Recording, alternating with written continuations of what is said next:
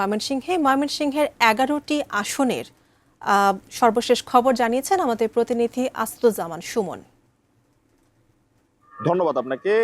আর কয়েক ঘন্টা পর কিন্তু বহুল কাঙ্ক্ষিত জাতীয় সংসদ নির্বাচন, ত্রয়োদশ জাতীয় সংসদ নির্বাচন এবং গণভোট অনুষ্ঠিত হবে। ১১টি সংসদীয় আসন রয়েছে, সবগুলো আসনেই কিন্তু প্রশাসনের পক্ষ থেকে সব ধরনের প্রস্তুতি, ব্যালট পেপার সহ নির্বাচনী যে সরঞ্জামাদি রয়েছে সবকিছু কিন্তু এই নির্বাচনী যে কেন্দ্র রয়েছে কেন্দ্র পৌঁছেছে। সব মিলিয়ে এই যে জেলায় রয়েছে, জেলায় কিন্তু নির্বাচনী সহিংসতায় একজন খুন হয়েছে এবং বিচ্ছিন্ন কিছু ঘটনা ঘটেছে। আগামীকাল যে ভোট রয়েছে সে ভোট যেন কোন রকম অপ্রীতিকর ঘটনা না ঘটে, সেই জন্য মানুষ যেন নির্বিঘ্নে ভোট দিতে পারে এবং যিনি নির্বাচিত হবেন তিনি যেন এলাকার মানুষের জন্য উন্নয়ন করেন, এলাকায় কাজ করেন, এমনটি কিন্তু যারা সাধারণ নাগরিক রয়েছে তারা প্রত্যাশা করছেন। এবং সাধারণ নাগরিক বলছেন যে প্রশাসনের যে কঠোর হস্তক্ষেপ সেটি অব্যাহত থাকবে এবং নিরাপদে তারা ভোট প্রয়োগ করবে, তাদের যে পছন্দের প্রার্থী তিনি এমপি নির্বাচিত হবেন, এমনটি কিন্তু ময়মনসিংহবাসী প্রত্যাশা করছেন। ময়মনসিংহ থেকে এই ছিল আমার কাছে নির্বাচনের সবশেষ খবরাখবর।